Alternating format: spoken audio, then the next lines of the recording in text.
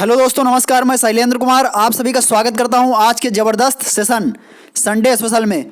दोस्तों, आज ये फर्स्ट एपिसोड है जिसके अंतर्गत हम लोग देखेंगे UP eighty and can supervisor से रिलेटेड उन सेलेक्टेड क्वेश्चन को जो कि परीक्षा की दृष्टि से अत्यंत ही इम्पोर्टेंट हैं।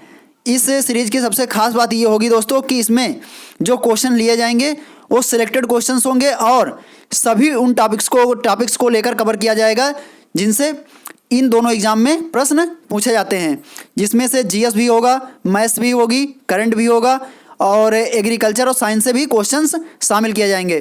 ठीक है दोस्तों, तो आज के सेशन की हम लोग शुरुआत करेंगे मोटिवेशनल कोट्स के साथ। आज के मोटिवेशनल कोट्स के अंतर्गत है आज का विचार। सक्सेस की सबसे खास बात यह है कि वो मेहनत करने वालों पर फिदा हो जाती है। दोस्तों, बिना मेहनत के हम कुछ भी हासिल नहीं कर सकते हैं, इसलिए हमें रेगुलर क्या करते रहना चाहिए, मेहनत करती रहनी चाहिए। ठीक है दोस्तों, और बिना मेहनत के हम कुछ भी नहीं पा सकते हैं। आइए दोस्तों, इसी के साथ देखते हैं आज का फर्स्ट क्वेश्चन जो रहा आपकी स्क्रीन पर। गाजर का लाल रंग किसके कारण होता है? Anthocyanin, capsanthin, capsaicin, lycopene. दोस्तों, आप लोग बताएंगे इसका राइट आंसर क्या होगा।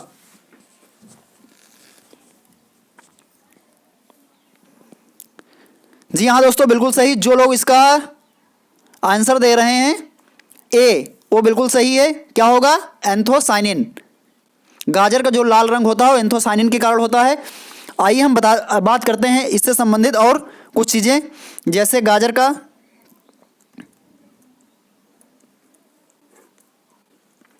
का जो पीलापन होता है, पीला रंग होता है, गाजर का पीला रंग वो किसके कारण होता है? कैरोटीन।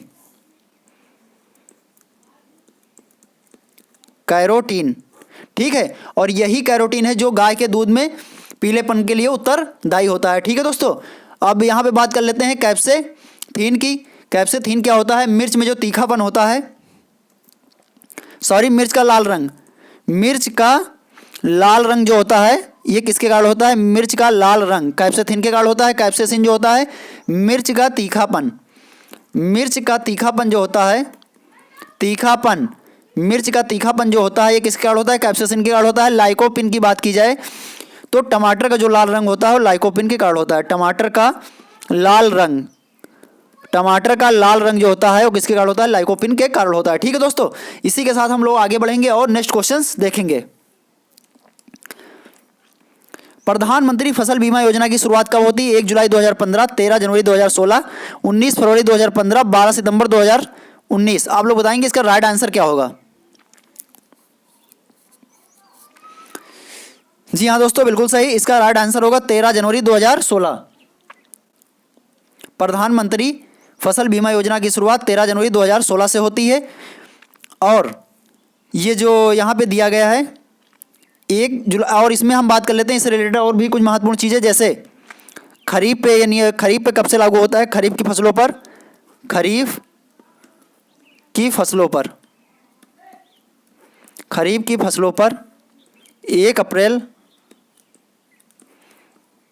2016 से लागू होता है। ठीक है, लागू होता है।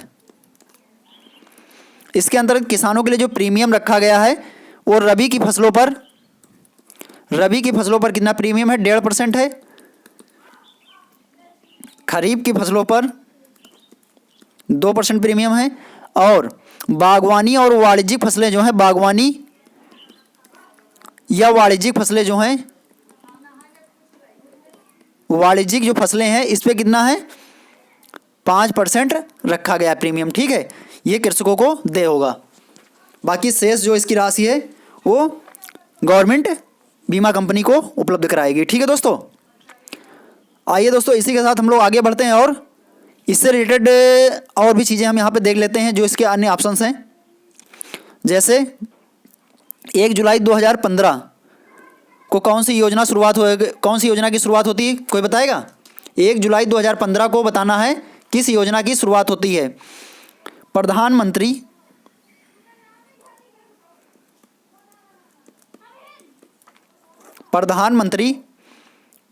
सिंचाई योजना। कौन सी योजना? प्रधानमंत्री सिंचाई योजना। इसी योजना के अंतर्गत एक वाक्य जो प्रयोग किया जा रहा था कौन सा था? पर ड्रॉप मोर क्रॉप, ठीक है, ये सिंचाई योजना से रिलेटेड है। इसमें क्या है, मतलब न्यूनतम पानी का प्रयोग करके अधिकतम फसल उत्पादन लेना है। ठीक है दोस्तों, इसी के अंतर्गत स्प्रिंकलर सिंचाई इत्यादि को भी बढ़ावा दिया गया है। 19 फरवरी 2015 को कौन सी योजना की शुरुआत होती है? सॉयल हेल्थ कार्ड की शुरुआत कब से होती है? ये 19 फरवरी 2015 से राजस्थान के सूरतगढ़ से। ठीक है, 12 सितंबर 2019 की बात कर लें तो 12 सितंबर 2019 से प्रधानमंत्री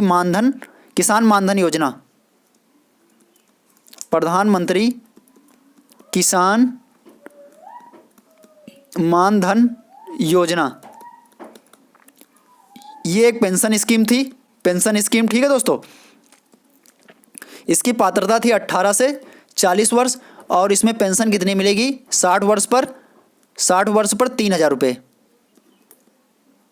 3,000 रुपये जब 60 वर्ष पूरी हो जाएगी आयु, उसके बाद 3,000 रुपये मासिक पेंशन किसानों को मिलेगी। ठीक है, एज है 18 से 40 और ये पेंशन स्कीम है प्रधानमंत्री किसान मानधन योजना। और ये कहाँ से शुरुआत होती है?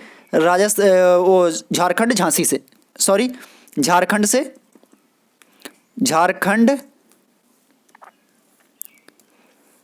एक मिनट, ये कहाँ से शुरुआत होती है? रांची,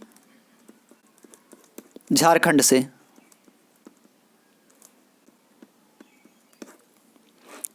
रांची से इसकी शुरुआत होती है, प्रधानमंत्री किसान मानधन योजना। ठीक है दोस्तों, आइए इसी के साथ आगे बढ़ते हैं और नेक्स्ट क्वेश्चन हम लोग देखते हैं।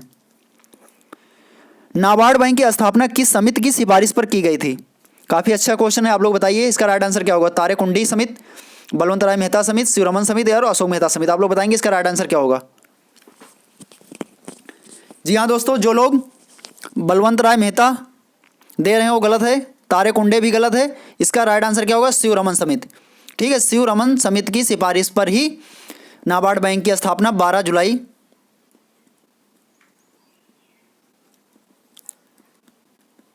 1982 को होती है। और एक्ट कौन सा था? एक्ट था 1981 का। ठीक है, अब हम बात कर लेते हैं इससे अन्य, जो इससे रिलेटेड अन्य यहाँ पे ऑप्शन दिए गए हुए हैं। तारेकुंडे समिति, ये समिति वही समिति है जिसने सिफारिश की थी मतदाता की आयु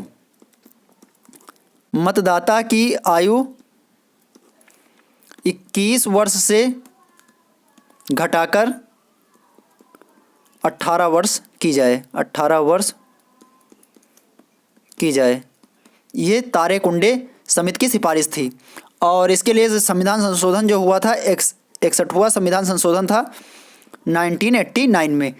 और ये समिति की जो ये समिति बनी थी 1977-78 में। ठीक है, इस समिति की स्थापना होती है और इस समिति ने सिफारिश की थी मतदाता की आयु घटाकर 21 वर्ष 18 वर्ष। और ये संशोधन कौन सा था? 61वां संविधान संशोधन 1989। ठीक है दोस्तों, तो ये तो आप समझ गए होंगे। अब हम बात कर लेते हैं बलवंत राय मेहता समिति। त्रिस्तरीय पंचायती राज व्यवस्था की सिफारिश, त्रिस्तरीय पंचायती राज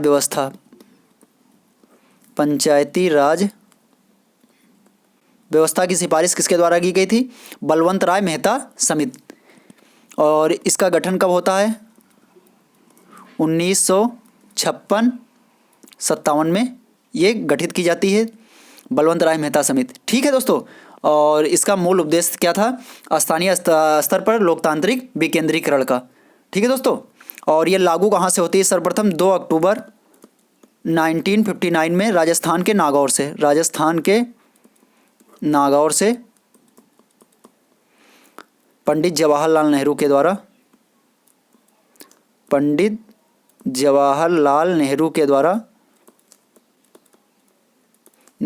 द्वारा इसकी शुरुआत की जाती है।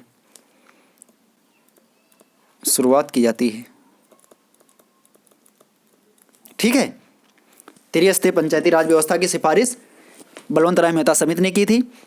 गठन 1956-57, लागू कब से होती? 2 अक्टूबर सन 1959 राजस्थान के नागौर जिले से पंडित जवाहरलाल नेहरू के द्वारा। ठीक है, आइए नेक्स्ट देखते हैं हम लोग। शिवरमन समिति आपको बता ही दी, 12 जुलाई 1982 को जो स्थापना होती है किस बैंक की, नाबार्ड बैंक की। अशोक मेहता समिति द्विस्तरीय पंचायती राज व्यवस्था की सिफारिश, द्विस्तरीय थी जो द्विस्तरीय पंचायती राज,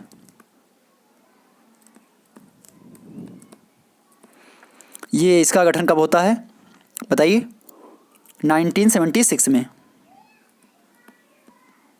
गठन 1976 में। और जो त्रिस्तरीय पंचायती राज व्यवस्था के अंतर्गत 3 स्तर थे वो कौन कौन से थे, वो भी देख लीजिए, वो भी पूछे गए हैं। त्रिस्तरीय स्तर जो थे कौन कौन से थे, ग्राम पंचायत गांव लेवल पर, ब्लॉक लेवल पे क्या थी, ब्लॉक लेवल पे पंचायत समिति, और जिला लेवल पर जिला परिषद। ये 3 स्तर थे त्रिस्तरीय पंचायती राज के, ठीक है। 3 ये भी पूछे जाते हैं, कभी कभी इसमें एक ऑप्शन चेंज कर दिया जाता है और पूछा जाता है कि इसमें से कौन सा स्तर नहीं था। तो आप लोग देख लीजिए, ग्राम स्तर पर ग्राम पंचायत, ब्लॉक स्तर पर पंचायत समिति और जिला स्तर पर जिला परिषद। आइए दोस्तों इसी के साथ आगे बढ़ते हैं और हम लोग नेक्स्ट क्वेश्चंस देखते हैं। नेक्स्ट क्वेश्चन आपकी स्क्रीन पर, बेबी कॉर्न का प्रयोग किस अवस्था में किया जाता है, सिल्क निकलने के बाद 2 से 3 दिन के अंदर, सिल्क निकलने के बाद 10 से 15 दिन के अंदर, सिल्क निकलने के बाद 30 से 35 दिन के अंदर, सिल्क निकलने के बाद 40 से 45 दिन के अंदर। आप लोग बताएंगे इसका राइट आंसर क्या होगा।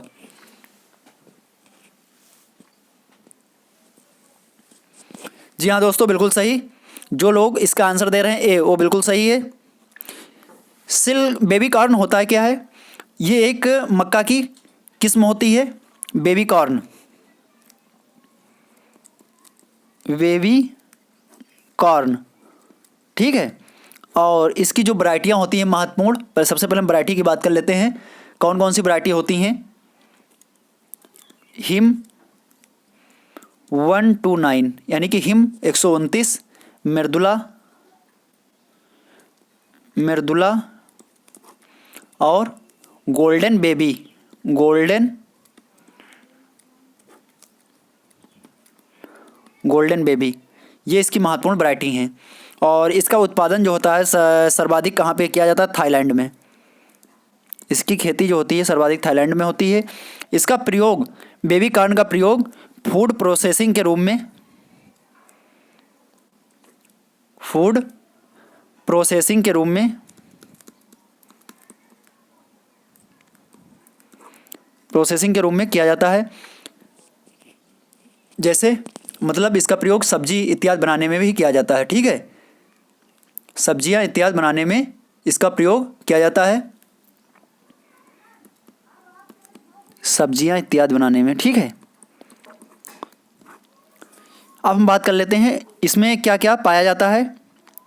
तो ये जो बेबी कॉर्न होता है, बेबी कॉर्न एक बहुत ही उच्च गुणवत्ता का एक मतलब पदार्थ होता है, खाद्य पदार्थ। इसमें क्या क्या होता है, प्रोटीन, विटामिन, फास्फोरस उच्च मात्रा में पाए जाते हैं, विटामिन, प्रोटीन, फास्फोरस। और एक्चुअली फास्फोरस सब्जियों में सामान्यतः जो होते हैं सब्जियों में 21 से 76 मिलीग्राम प्रति 100 ग्राम में पाए जाते हैं, लेकिन सामान्यतः, ठीक है, लेकिन बेबी कॉर्न में कितना होता है, बेबी कॉर्न में फास्फोरस, बेबी कॉर्न में फास्फोरस की मात्रा कितनी होती है, 86 मिलीग्राम प्रति 100 ग्राम में पाई जाती है, ठीक है। मतलब एक अच्छा स्रोत होता है फास्फोरस का। आइए दोस्तों इसी के साथ हम लोग इसी के साथ आगे बढ़ते हैं और नेक्स्ट क्वेश्चन हम लोग देखते हैं और इसका राइट आंसर क्या होगा। 2 से 3 दिन के अंदर बेबी कॉर्न का प्रयोग सिल्क निकलने के बाद, मतलब भुट्टे पे जो सिल्क आता है वो सिल्क निकलने के बाद 2 से 3 दिन के अंदर कर लेना चाहिए, ठीक है। आइए दोस्तों आगे बढ़ते हैं और हम लोग नेक्स्ट क्वेश्चंस देखते हैं। हरित क्रांति शब्द किसके द्वारा दिया गया? N.E. Borlaug, M.S. Swaminathan, William S God, doctor Arun Mishra. काफ़ी अच्छा क्वेश्चन है दोस्तों, ध्यान से देखिए और इसके बाद आप लोग इसका जवाब दीजिए।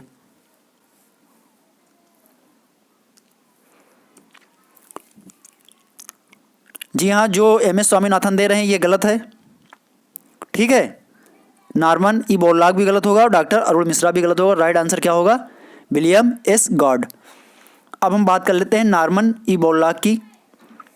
इन्हें क्या कहा जाता है? हरित क्रांति का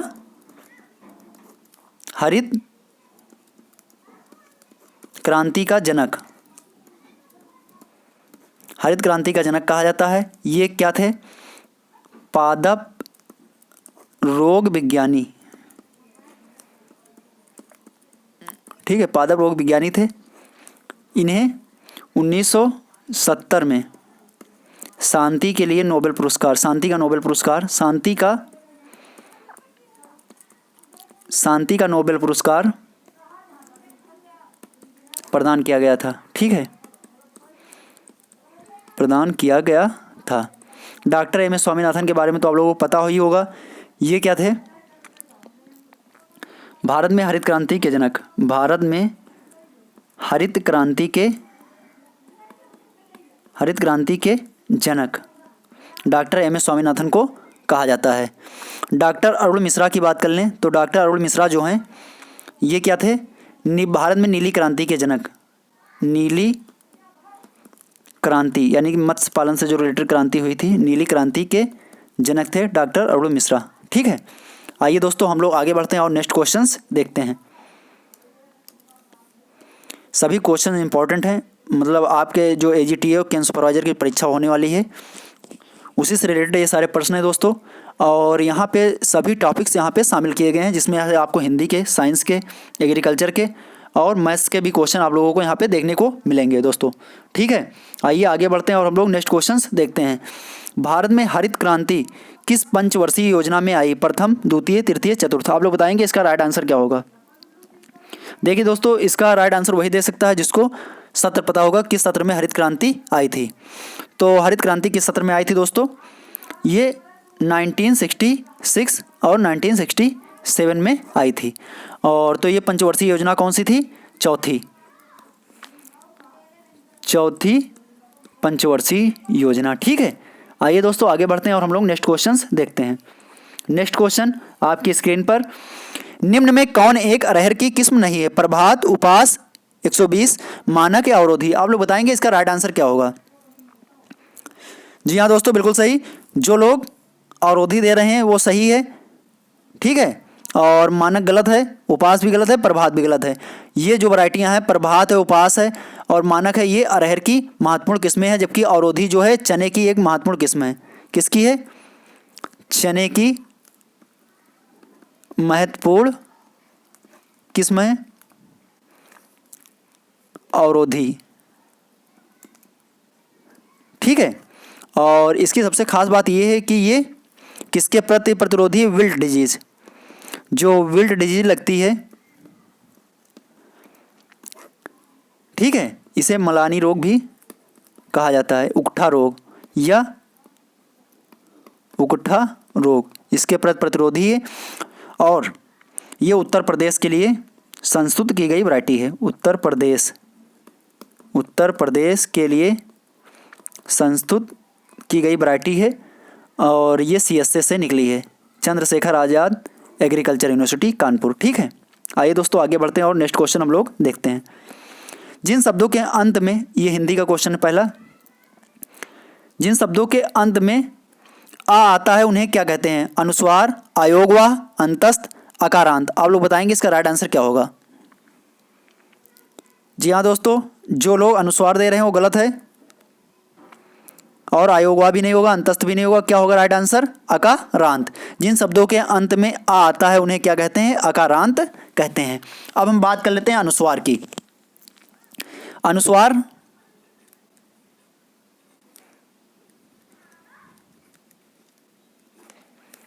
या नासिक, इन्हें नासिक भी कहा जाता है। इसके अंतर्गत क्या होता है? ये आपने देखा होगा बिंदु इस तरह लगा होता है, यही होता है नासिक ध्वनियाँ या पंचम वर्ण। जो व्यंजन होते हैं, व्यंजन का पंचम वर्ण जो होता है वो क्या कहलाता है? नासिक ध्वनियाँ कहलाती हैं। जैसे अंगा, इयां,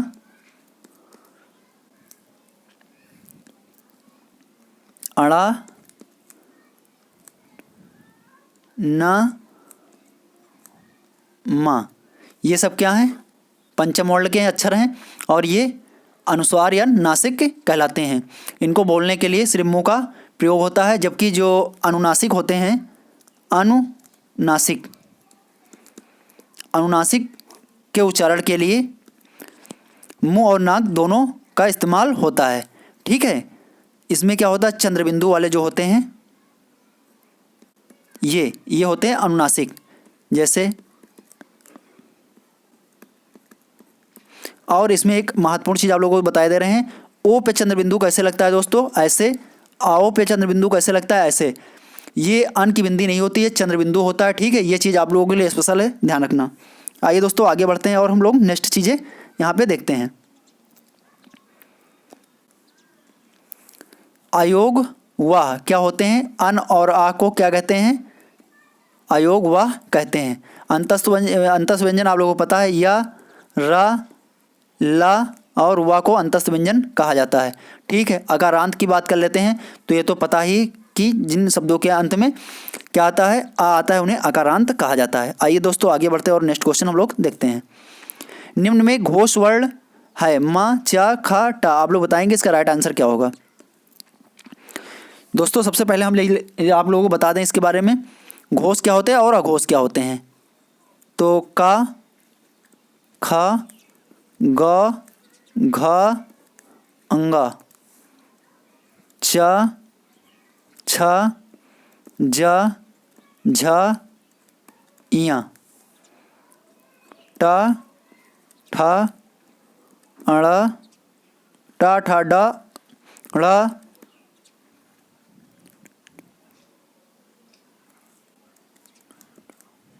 ढ, अड़ा। ठीक है, त, थ, द, ध, न, प,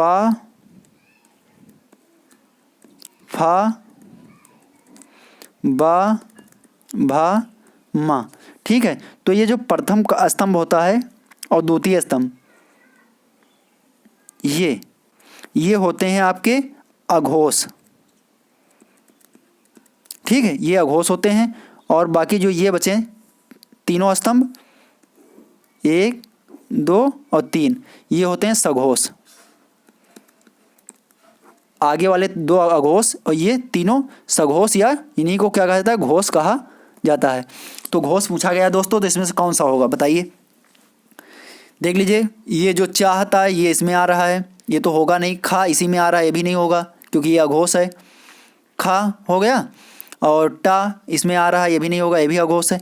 बाकी बचा क्या? माँ इसी में आ रहा है, यानी कि ये क्या होगा?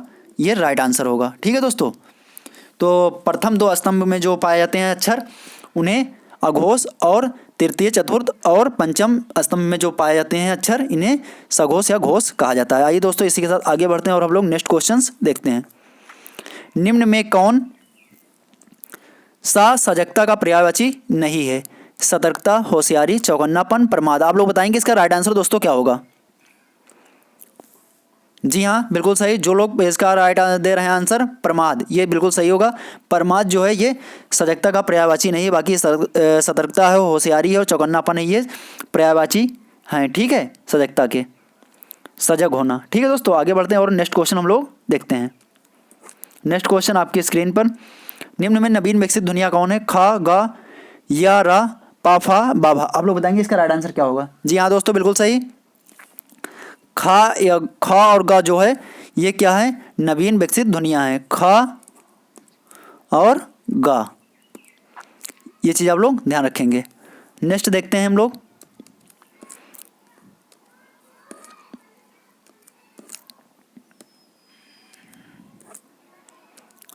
नेक्स्ट क्वेश्चन, मात्रा के आधार पर स्वर कितने प्रकार के होते हैं? सबसे पहले दोस्तों आप लोगों को बताना है, इसके ऑप्शन हैं 10, 11, 13, 12। सबसे पहले आप लोग बताइए कि स्वर कितने होते हैं। स्वर हिंदी में 11 होते हैं। कौन कौन से? छोटा, बड़ा, छोटी ई, बड़ी ई, छोटा ऊ, बड़ा ऊ, ऋण ए, आए। ठीक है, ये हो गए स्वर। अब हम बात कर लेते हैं और ओ, आओ। तो एक ये हो गए 3, 3, 6, 7, 8, 9, 10, 11। तो इसमें जो आ होता है इसकी कोई मात्रा नहीं होती है, इसलिए मात्रा के आधार पर अगर स्वर पूछा जा रहा है तो कितने होंगे? 10। शेष कितने बचे? 10। यानी मात्रा के आधार पर स्वर 10 होते हैं। ठीक है दोस्तों, काफ़ी अच्छा क्वेश्चन है, ध्यान रखना। निम्न में वर्तनी की दृष्टि से अशुद्ध शब्द का चयन कीजिए। सरचंद यानी समश्रु, कवित्री। आप लोग बताएंगे इसका राइट आंसर दोस्तों क्या होगा?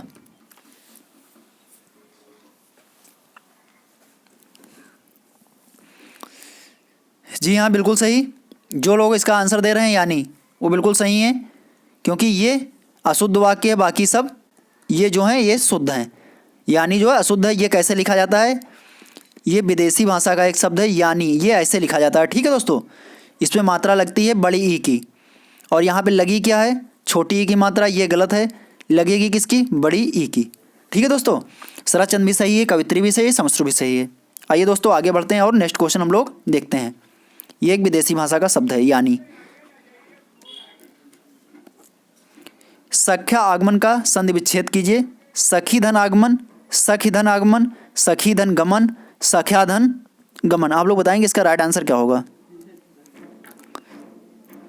देखिए दोस्तों, ई, बड़ी ई, धन, आ मिलकर क्या बनता है? बड़ी ई धन आ मिलकर क्या बनेगा? या। क्या बनेगा? या। ठीक है, बड़ी धन बड़ा आ मिलके क्या बनेगा? या बनेगा। और ये किस में सही है? इसमें सही है। बाकी ये गलत है, ये भी गलत है, और ये भी गलत है। ठीक है दोस्तों, इसी के साथ आगे बढ़ते हैं। और ये किस संधि का एग्जाम्पल है? यड़, यड़ संधि। आइए देखते हैं नेक्स्ट क्वेश्चन हम लोग। दबाव का एसआई यूनिट क्या है? Metre, kelvin, pascal, newton. आप लोग बताएंगे इसका राइट आंसर क्या होगा? जी हाँ दोस्तों, बिल्कुल सही। जो लोग पास्कल दे रहे हैं वो सही है। न्यूटन नहीं होगा, केल्विन भी नहीं होगा, मीटर भी नहीं होगा। मीटर जो होता है लंबाई का मात्रक है, न्यूटन जो होता है ये बल का मात्रक है, केल्विन ताप का। ठीक है, और पास्कल जो होता है ये दबाव का एसआई मात्रक है। वैसे दबाव दोस्तों क्या होता है, आप लोग सुन लीजिए एक बार। किसी सतह के एकांक क्षेत्रफल पर लगने वाले बल को ही दबाव कहा जाता है। इसका फार्मूला क्या होता है? दबाव का फार्मूला,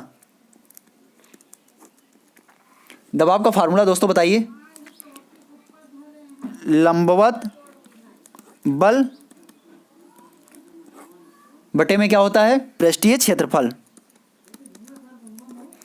पृष्ठीय क्षेत्रफल। तो इससे फार्मूला क्या बनेगा? लंबवत बल का न्यूटन हो जाएगा, और क्षेत्रफल का क्या होता है? Metre square.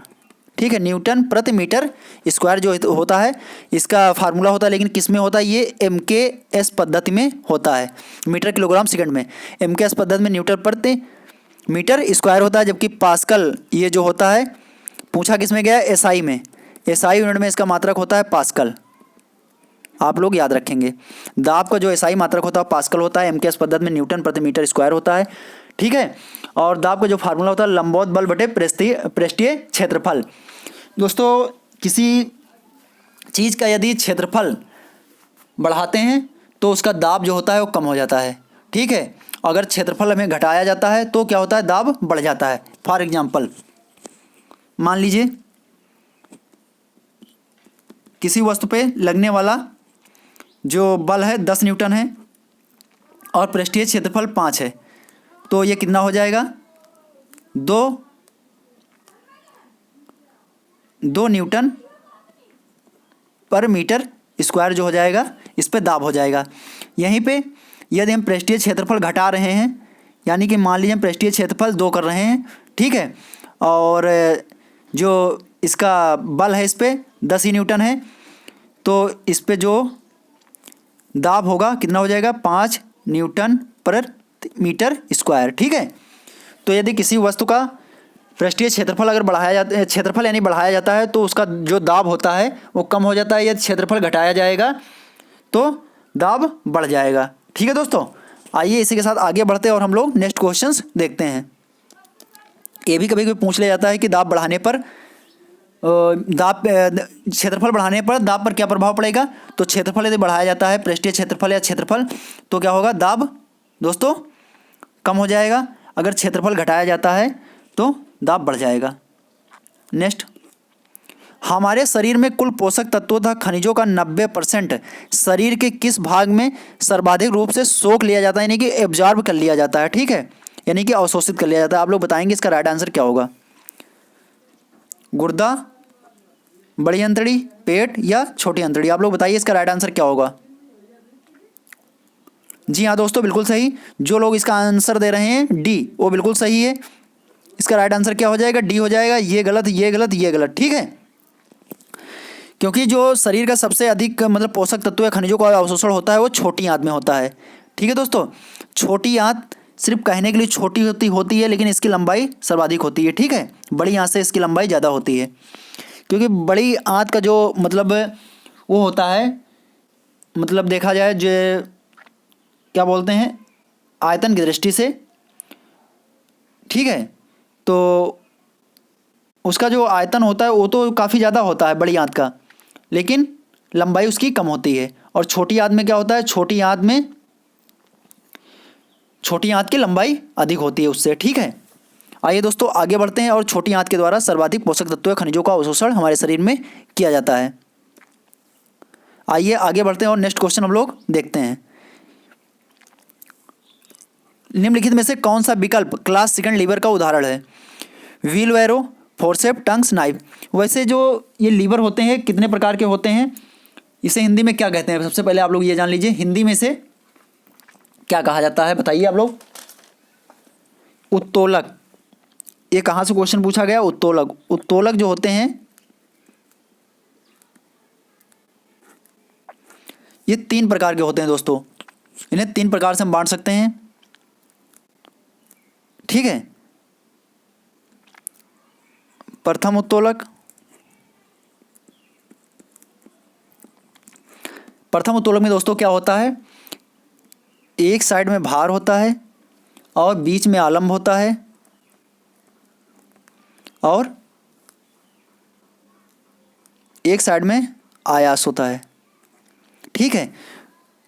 एक साइड में भार, बीच में आलम, इसमें कहाँ पे होता है, बीच में होता है। इसके एग्जाम्पल अभी आप लोग देखेंगे, समझ जाएंगे। कैंची जो होती है, कैंची में जो आलम वो पॉइंट होता है जहाँ से कोई वस्तु मूव कर सकती है, ठीक है। और एक साइड में, जिस साइड में फोर्स लगाया जाता है, ये होता है आयास और ये होता है भार, ठीक है दोस्तों। और इसके एग्जाम्पल जैसे प्लायर्स है, ठीक है। प्लायर्स के अलावा कील उखाड़ने की जो हथौड़ी होती है वो भी इसका एग्जाम्पल है। एक शीशा जो होता है, शीशा झूला, शीशा, ठीक है, ये भी इसका एक एग्जाम्पल है। तराजू है और इसके अतिरिक्त हैंड पंप भी इसका एक एग्जाम्पल है, क्योंकि हैंड पंप में जो हत्था लगा होता है दोस्तों,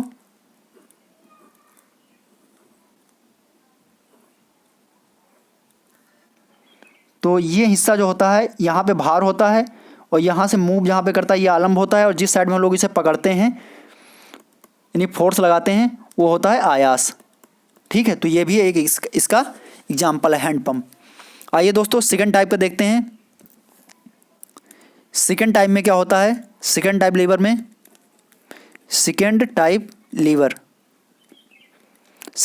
में क्या होता है, इसमें दोस्तों आलंब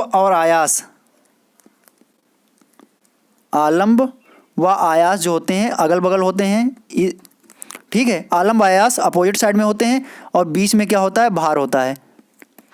यानी कि आलम्ब होता है, फिर भार होता है, फिर आयास होता है। इसका एग्जाम्पल सबसे अच्छा है व्हील बैरो। व्हील बैरो होता क्या है, एक ट्रॉली होती है,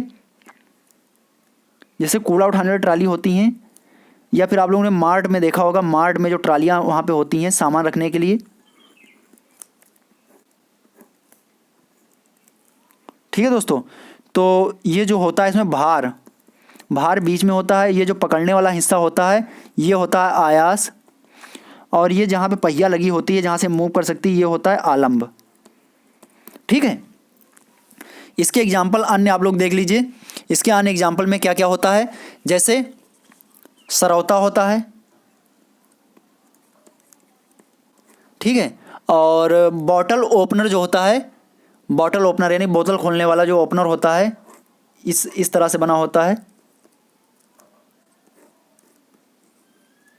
बॉटल ओपनर, यानी कि बोतल को खोलने के लिए आपने देखा होगा, जो कोल्ड ड्रिंक इत्यादि की जो पहले बोतल खोली जाती है उसमें ओपनिंग के लिए क्या होता था, बॉटल ओपनर, वो भी इसका एक एग्जाम्पल है।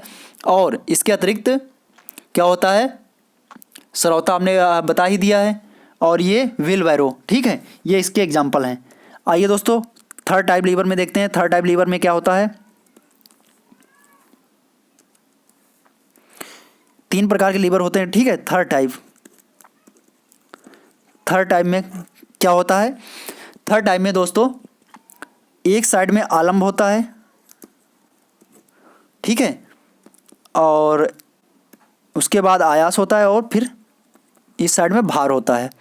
इसके एग्जाम्पल आप लोगों को हम बताएंगे तो आप लोगों को समझ में आ जाएगा। इसके लिए चिमटा, जो रोटी पकड़ने वाला चिमटा होता है, ठीक है, ये मान लीजिए ऐसे बना होता है रोटी पकड़ने वाला चिमटा। ठीक है, ये एक इसका एग्जाम्पल है। और जो नेल कटर होती है, नेल कटर, झाड़ू भी इसका एक अच्छा एग्जाम्पल है। और मछली जो पकड़ने वाली राड आती है, मछली पकड़ने वाली छड़ जो आती है, वो भी एक इसका बहुत अच्छा एग्जाम्पल है दोस्तों। क्योंकि जो ये नेल कटर होती है, नेल कटर में क्या होता है, जो इसमें आलम्ब होता है वो इस साइड में होता है, और भार जहाँ पे हम नाखून रखते हैं, और आयास क्या होता है इसमें बीच में होता है, बीच पे हम फोर्स लगाते हैं ना, दबाते हैं। और इसी प्रकार झाड़ू में, जैसे मान लीजिए ये झाड़ू है,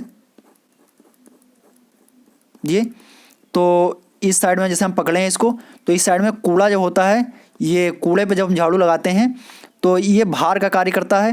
बीच का हिस्सा जो होता है ये आयास होता है, क्योंकि यहाँ पे हम मजबूती से पकड़ते हैं, और जहाँ से हमारी कोहनियाँ घूम सकती हैं वो हिस्सा क्या होता है, इसका आलम्ब कहलाता है। ठीक है, तो ये सब इसके एग्जाम्पल हैं। आइए दोस्तों हम लोग आगे बढ़ते हैं। तो इसका राइट आंसर क्या होगा, व्हील बैरो, जो कि सेकेंड टाइप में आता है। किस में आता है, सेकेंड टाइप लीवर में। सेकेंड टाइप का एग्जाम्पल है व्हील बैरो, जो कि जिसमें भार बीच में होता है, और एक साइड में आलम, एक साइड में आयास। नेक्स्ट, एक हार्स पावर बराबर होता है 750 वाट, 800 वाट, 700 वाट, 746 वाट। दोस्तों आप लोग बताएंगे इसका राइट आंसर क्या होगा। जी हाँ, बिल्कुल सही। जो लोग इसका आंसर दे रहे हैं डी, वो बिल्कुल सही है। क्या होगा इसका आंसर, डी। क्या आंसर होगा, डी होगा। अब हम बात कर लेते हैं, मतलब ये हार्स पावर या वाट क्या होता है, मतलब किसी वस्तु के प्रति सेकंड में जो किया गया कार्य होता है, कार्य करने की जो क्षमता होती है, वो क्या कहलाती है, सामर्थ्य कहलाती है। किसी वस्तु द्वारा, यानी कि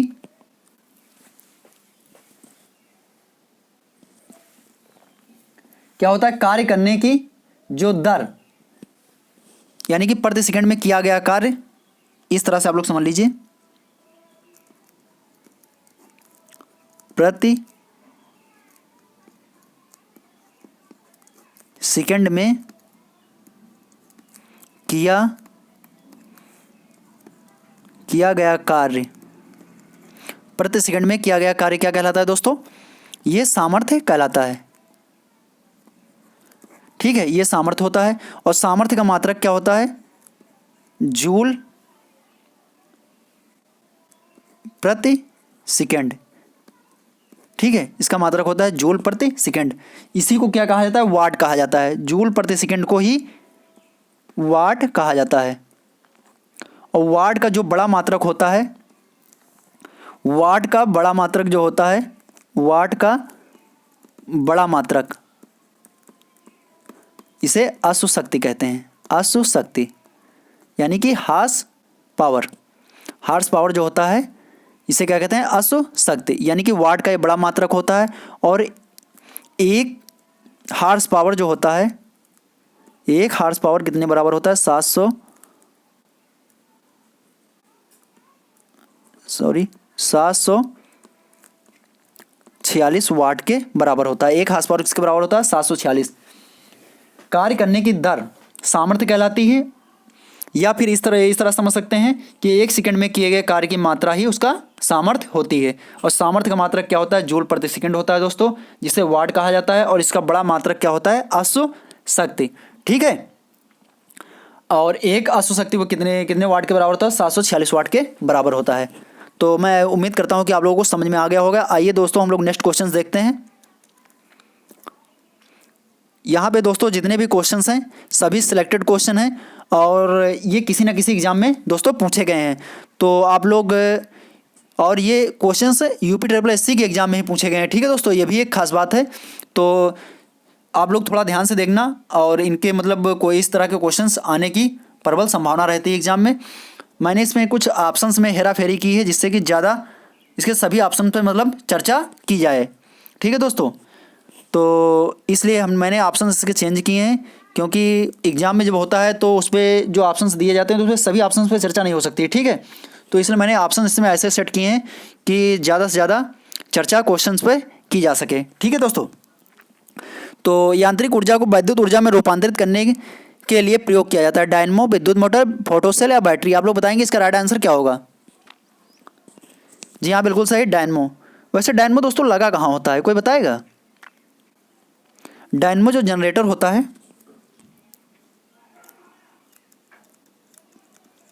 जनरेटर,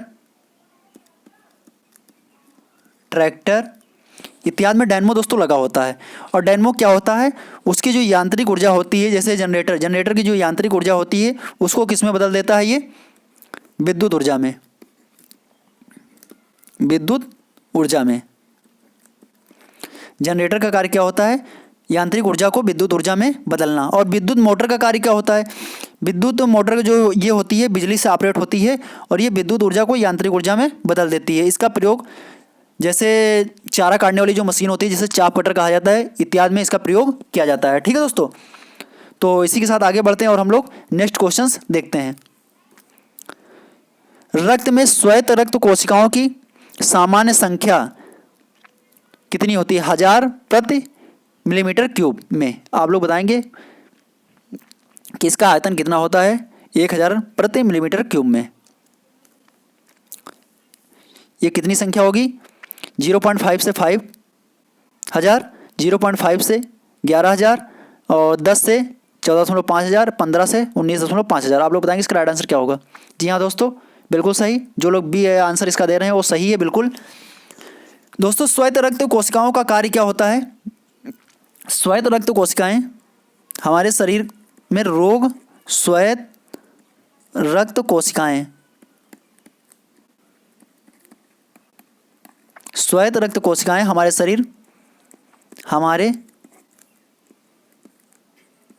शरीर में रोग प्रतिरोधक क्षमता उत्पन्न करती हैं। रोग प्रतिरोधक क्षमता उत्पन्न करती हैं। ठीक है, यानी कि विभिन्न रोगों से बचाने में हमारी मदद करती हैं। तो ये चीज़ आप लोग ध्यान रखेंगे। इसका आंसर क्या होगा, 4.5 से 11,000 प्रति मिलीमीटर क्यूब तक इनकी संख्या हमारे रक्त में पाई जाती है। ठीक है दोस्तों, आगे बढ़ते हैं और हम लोग नेक्स्ट क्वेश्चंस देखते हैं। घाव का अध्ययन कहलाता है कॉलोलॉजी, ऑन्कोलॉजी, टर्मेटोलॉजी या डर्मेटोलॉजी। आप लोग बताएंगे इसका राइट आंसर दोस्तों क्या होगा।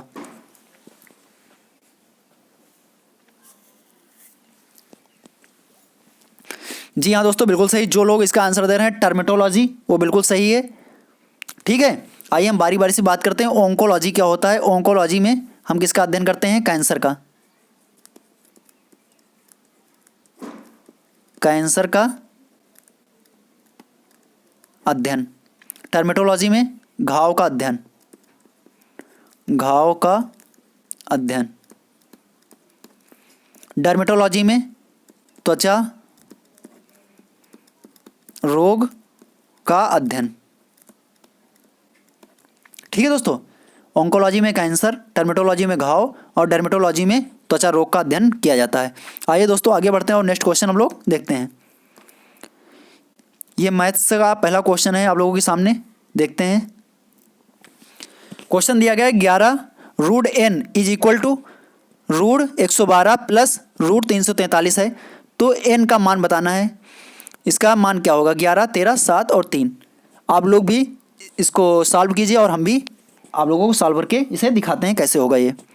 जैसे इसमें दिया गया है 11 root n is equal to है रूट 112 प्लस रूट 343। ठीक है दोस्तों, तो सबसे पहले इसमें क्या किया जाता है, ये जो रूट के अंदर हैं इनके सबसे पहले हम गुणनखंड कर लेते हैं। गुणनखंड कैसे करना है आइए हम बता देते हैं, जिन लोगों को नहीं पता है वो लोग देख लें। जैसे 112 है तो सबसे पहले इसको 2 से आप लोग तोड़ लीजिए, तो 2 5 जा 10, 2 6 जा 12, 2 2 जा 4, 1 बचा, इधर 16 हो गया, तो कितना हो जाएगा 28, और 2 1 जा 2, 2 4 जा 2 7 जा। ठीक है, तो अब रूट है यानी कि रूट का मतलब होता है 2 वर्गमूल, यानी कि 2 2 का जोड़ा हमें बनाना है। तो 2 दूना 4, यानी कि इससे बाहर कितना निकलेगा 4, और 7 अकेला है इसलिए रूट के अंदर ही रह जाएगा। ठीक है, प्लस आप देख लेते हैं रूट 343, तो रूट 343 जो है इसमें 7 सते 49, 49 सते 343, यानी कि 7 का एक जोड़ा बन जाएगा और वो बाहर आ जाएगा और एक 7 अंदर बचेगा। तो ये हो जाएगा दोस्तों 7 4 11, 11 रूट 7, और इधर कितना दिया था, ये बराबर था 11 रूट n के। ठीक है, तो 11 से 11 कैंसिल हो जाएगा, रूट से रूट कैंसिल हो जाएगा, यानी कि n की वैल्यू आएगी 7। ठीक है दोस्तों, तो इसका राइट आंसर कितना हो जाएगा, इसका राइट आंसर C हो जाएगा। ठीक है, एक बार दोबारा देख लीजिए, 11 रूट n था, इधर रूट 112 प्लस रूट 343, रूट 112 के मैंने गुणनखंड कर लिए यानी फैक्टर कर लिए इसके। फैक्टर करने के बाद 4 बाहर आ गया, 7 अंदर बचा, क्योंकि 7 का कोई जोड़ा नहीं बनना था। ठीक है, इसी प्रकार 7 सते 49 सते 343, यानी 7 का एक जोड़ा बन गया था, उसे बाहर निकाल लिया, एक 7 बचा था वो रूट के अंदर रहा। 7 4 11, 11 रूट 7। ठीक है, उधर 11 रूट n था इक्वल में, तो 11 से 11 कैंसिल हो जाएगा, रूट से रूट कैंसिल हो जाएगा, n की वैल्यू आ जाएगी 7। आइए दोस्तों आगे बढ़ते हैं और नेक्स्ट क्वेश्चन हम लोग देखते हैं। नेक्स्ट क्वेश्चन आपके स्क्रीन पर, जब एक संख्या को 60% से 60 घटाया जाता है तो परिणाम जो होता है 60 होता है, वह कौन सी संख्या है? सबसे पहले माना कि एक संख्या है कोई, माना संख्या क्या है, x है। ठीक है, आप देखते हैं x में क्या किया गया है कि जब एक संख्या के 60% को, x का यानी कितना निकालना है 60%, 60/100 से 60 घटाया जाता है, यानी कि 60 माइनस कर दीजिए, तो परिणाम कितना प्राप्त होता है 60 प्राप्त होता है। ये क्वेश्चन दिया गया है। ठीक है, क्वेश्चन के अकॉर्डिंग मैंने इसे लिख लिया। अब क्या करना है, x into 60/100 is equal to, ये माइनस में इधर भेज देंगे तो अपोजिट साइड में तो प्लस में हो जाएगा, यानी कि 60 60 कितना हो जाएगा 120। ठीक है, अब यहाँ पे हम इसे डिवाइड कर लेते हैं, एक 0 से एक 0 कट जाएगा, 2 3 जा 6, 2 5 जा 10, यानी कि 2x/5 इज इक्वल टू 120। अब यहाँ 2 से इसे हम डिवाइड कर सकते हैं या पहले मल्टीप्लाई कर लें, डिवाइड ही कर लेते हैं, 2 6 जा 12, यानी कि 60 आ जाएगा, और ये क्रॉस मल्टीप्लाई होके x की वैल्यू कितनी हो जाएगी 5 6 जा 30।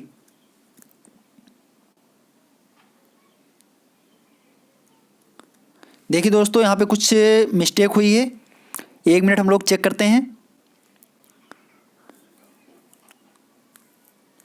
ये 120 हो गया था, ठीक है, और ये 60 है, एक 0 से एक 0 कट गया, 2 3 जा 6, 2 5 जा 10। ठीक है, ये हो जाएगा 3, तो 3 2 जा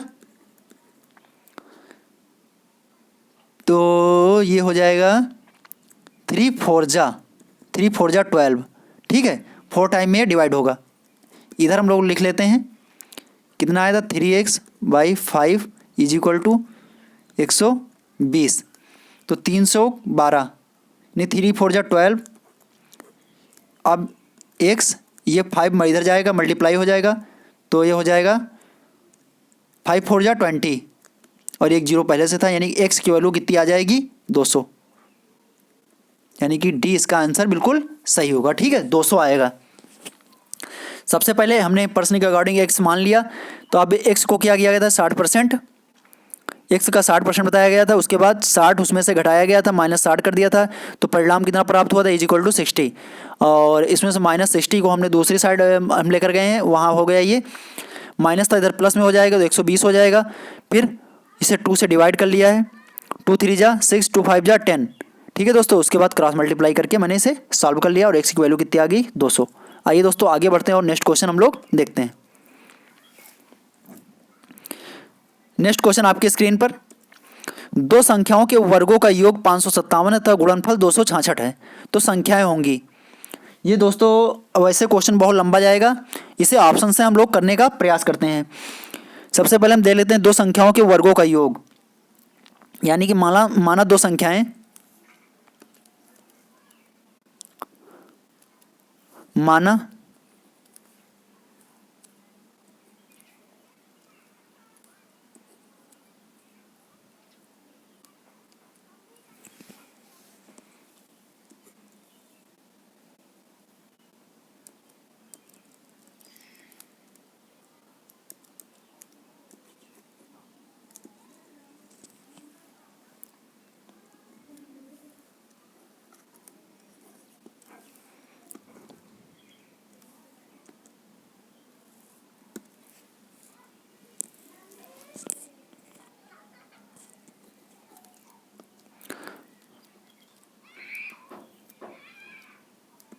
दोस्तों कुछ प्रॉब्लम आ रही है और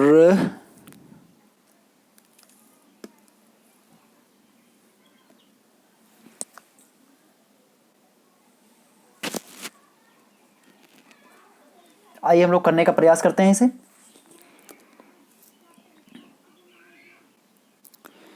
तो सबसे पहले हम देखते हैं इसमें दो वर्गों के, दो संख्याएं उनके वर्गों का योग कितना है। माना संख्याएं कौन सी हैं, x और y है, ठीक है x और y है। तो x और y के वर्गों का योग कितना है, यानी कि x² + y² इक्वल टू कितना दिया गया 557, और इनका गुणनफल कितना है x × y का, x और y का गुणनफल कितना है 266 है। तो ये संख्याएं आपको बतानी है। तो हम लोग ऑप्शन से देखेंगे दोस्तों, किसमें ये आ रहा है लास्ट में 6, हम देखेंगे x y दो संख्या हो गई और इनका अगर गुणनफल आ रहा है 266, तो कौन सी ऐसी संख्या है जिनका गुणनफल करने पर 266 आ रहा है, वही संख्या है इसका राइट आंसर हो जाएंगी। देख लीजिए 7 और 6 का अगर मल्टीप्लाई करेंगे पहले ऑप्शन से, 7 × 6 तो कितना हो जाएगा 42, इसका कोई मतलब ही नहीं है। इसमें बी वाले में 7 और 3 का अगर मल्टीप्लाई हम लोग करते हैं, क्योंकि पीछे 7 उसमें 3 है, तो ये 21 हो जाएगा। इसमें 7 चौक 28, 7 और 4 का अगर मल्टीप्लाई करते हैं, पीछे वाले नंबर का कर लेते हैं 7 चौक 28, और इसमें 9 और 4 का अगर मल्टीप्लाई करते हैं तो कितना हो जाएगा 36, यानी कि 6 किस में आ रहा है, डी वाले ऑप्शन से आ रहा है। तो ये संख्याएं कौन सी दोस्तों हो जाएंगी 19 और 11। इसका राइट आंसर क्या होगा डी, ठीक है राइट आंसर दोस्तों क्या होगा डी होगा। 19 और 14, 19 14 का जब मल्टीप्लाई करेंगे तो 266 आ जाएगा। 19 दूना 38, 19 से 57, 19 चौक 76, 76 के 6 कैरी कितना आया 7, 19 से करना 19, 19 और 7 कितना हो जाएगा 26, यानी कि 266 आ रहा है, यानी कि हमारा राइट आंसर क्या होगा डी होगा दोस्तों, ठीक है।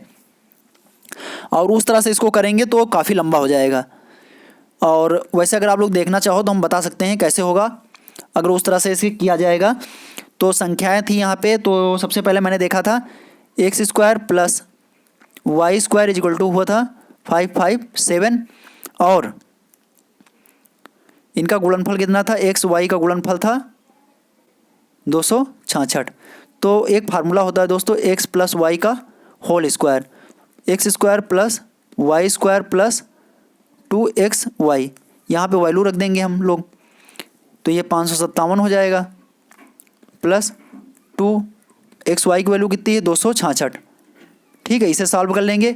इसी तरह एक और निकालेंगे x माइनस वाई का, तो उसमें क्या x square plus y square minus 2xy, तो x square plus y square की वैल्यू कितनी है 557 माइनस 2 गुणे 256।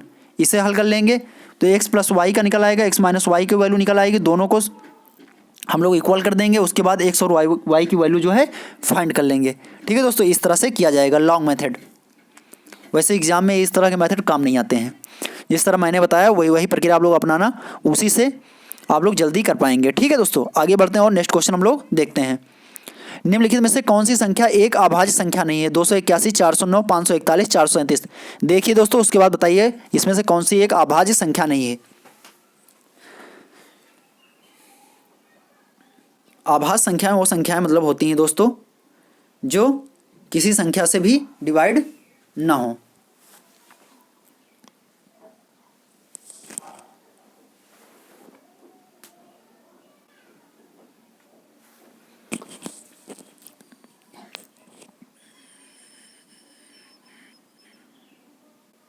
जी हाँ दोस्तों, इसमें 281 जो है ये एक अभाज्य संख्या है, ये किसी भी संख्या से डिवाइड नहीं होगी।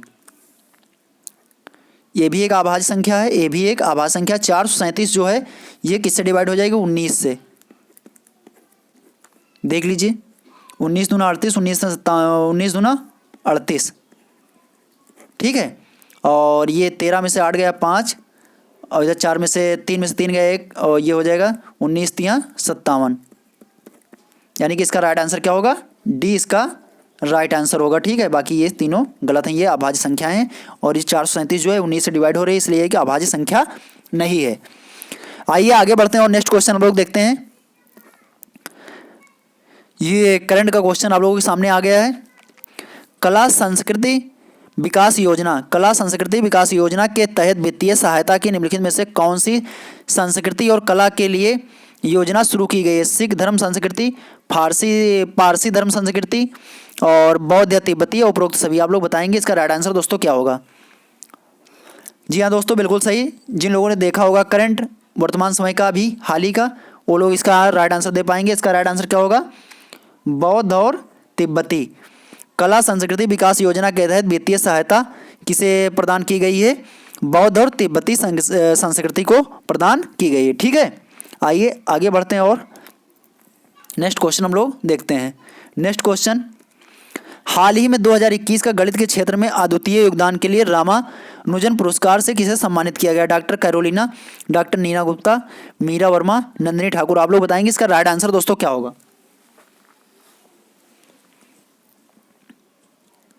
जी हाँ, बिल्कुल सही दोस्तों, नीना गुप्ता। ये वर्तमान में कहाँ पे कार्य कर रही है, केंद्रीय सांख्यिकी संगठन, केंद्रीय सांख्यिकी संगठन कोलकाता में ये प्रेजेंट टाइम में सर्विस कर रही हैं, कोलकाता में। ठीक है, और ये हैं क्या वैसे दोस्तों बताइए। इनके पास एक और ये आईएएस अधिकारी हैं एक। ठीक है, मध्य प्रदेश कैडर की एक आईएएस अधिकारी हैं। ठीक है दोस्तों, 1990 बैच की, ये भी आप ये ध्यान रखना आप लोग। और वर्तमान समय में ये इनके पास एक भी और भी प्रभार है, ग्रामीण विकास विभाग। ठीक है, का अतिरिक्त प्रभार भी इनको मिला हुआ है। आइए दोस्तों आगे बढ़ते हैं। और डॉक्टर कैरोलिना जो है, इससे पहले जो मतलब 2020 का जो रामानुजन पुरस्कार था वो डॉक्टर कैरोलिना को मिला था। आगे बढ़ते हैं और नेक्स्ट क्वेश्चन हम लोग देखते हैं। 2021 के मानव अधिकार दिवस की थीम क्या है। युवाओं के लिए समान अवसर, युवा और रोजगार, असमानताओं को कम करना और मानवाधिकार को आगे बढ़ाना, या उपरोक्त सभी। आप लोग बताएंगे इसका राइट आंसर दोस्तों क्या होगा।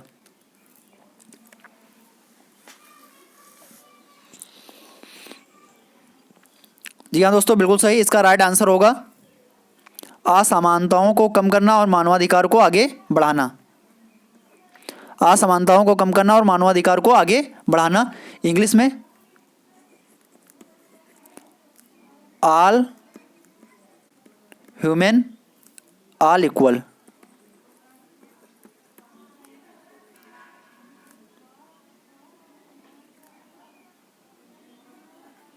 ऑल ह्यूमन ऑल इक्वल, ठीक है। असमानताओं को कम करना और मानवाधिकार को आगे बढ़ाना 2021 के मानवाधिकार की थीम है। ये मनाया कब जाता है? 10 दिसंबर। आगे बढ़ते हैं और नेक्स्ट क्वेश्चन हम लोग देखते हैं। डेविस कप 2021 में निम्न में से कौन सा देश जो है उप विजय, कौन सी टीम उप विजेता है? रूस, क्रोएशिया की, या श्रीलंका, या अमेरिका? आप लोग बताएंगे इसका राइट आंसर दोस्तों क्या होगा। जी हाँ, बिल्कुल सही दोस्तों। इसका उप विजेता पूछा गया है। आप लोग ध्यान से क्वेश्चन देखिए। उप विजेता कौन था? क्रोएशिया। और विजेता कौन था? रूस। विजेता था रूस। और ये 15 सालों के बाद जो रूस है वो जीत पाया है डेविस कप। और रूस का